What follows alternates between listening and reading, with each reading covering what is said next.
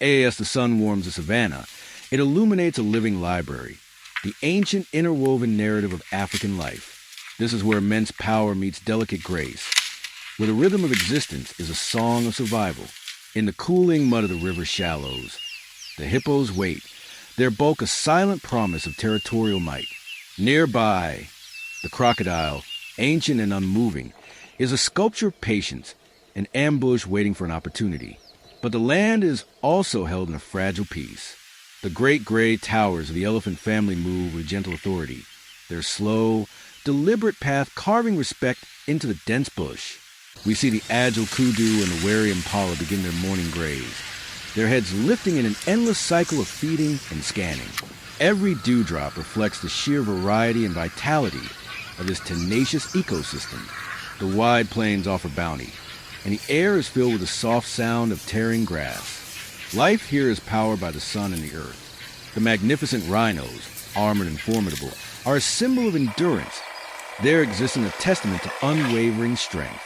They feed with a quiet intensity, relying on their protective shell and keen sense of smell.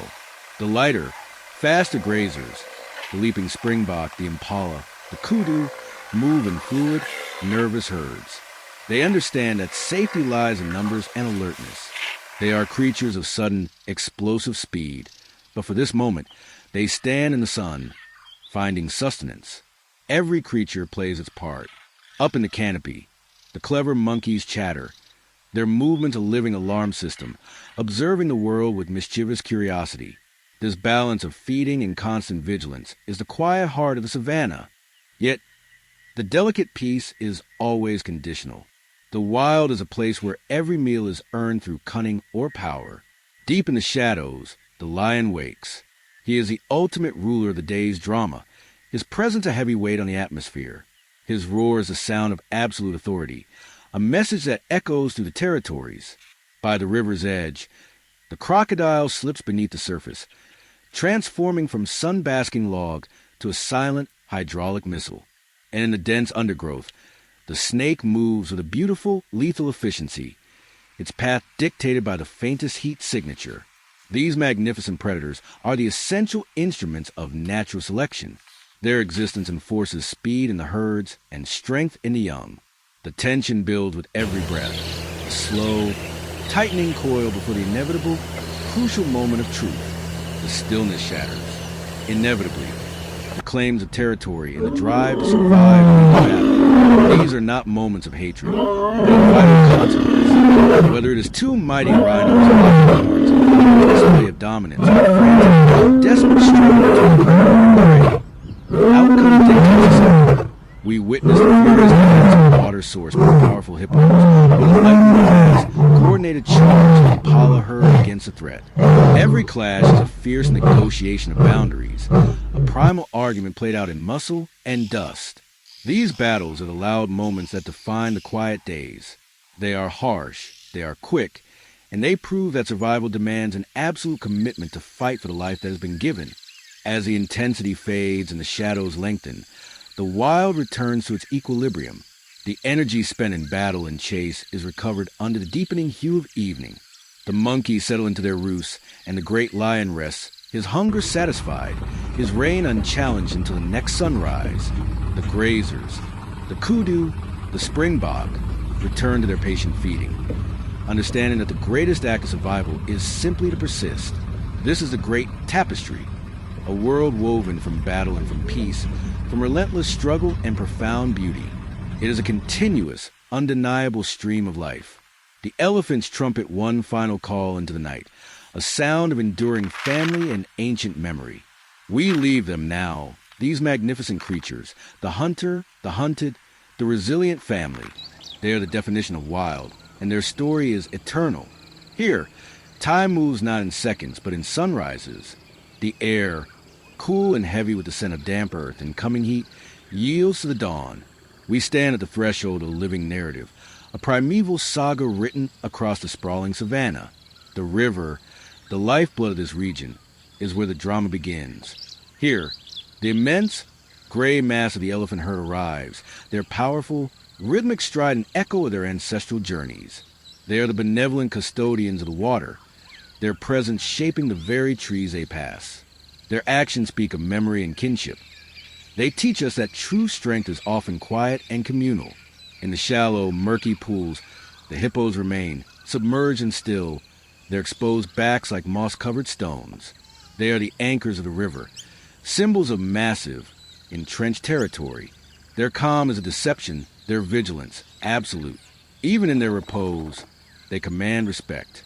The world is awake, and the vast, intricate machine of nature begins its daily, demanding operation.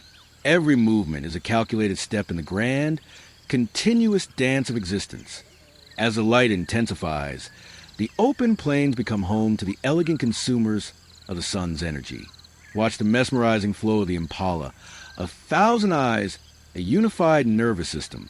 They are the quicksilver of the savanna, defined by their ability to change direction in a single fluid bound. Their defense is a masterpiece of confusion, relying on the collective to shield the individual. Near them, the graceful kudu moves with quiet dignity, their spiraling horns rising like ancient crowns. They seek the deeper cover, the browse that keeps them hidden. Their survival is an art of blending, of utilizing every shadow and thicket. And then there are the ground shakers, the rhinos. Their armor is thick, their sight dim, compensated by hearing that catches the faintest disturbance. They carry the weight of prehistory, feeding with a stoic dedication. Their existence is a powerful statement that raw endurance can sometimes triumph over speed. The small spring-loaded springbok, the landscape, their spectacular leaping or pronking, a dazzling, almost joyful display of fitness. This is not just grazing. This is a state of constant, intelligent alertness, the quiet pact between the grass and the animal. Now the shift occurs. The narrative darkens slightly, moving into the realm of the hunter. This is the necessary enforcement of strength, the pruning that keeps the herds healthy and vital. The lion, male or female, embodies the principle of economy of motion. They are magnificent engines of power, but they hunt with calculated efficiency, their movements slow and deliberate. Every muscle fiber is attuned to the geometry of the stalk, the perfect closing distance. Their hunt is not aggression, but profession, a cold, beautiful mastery of instinct. In the river, the crocodile holds the secrets of the muddy depths, an apex predator that has perfected its craft over 200 million years.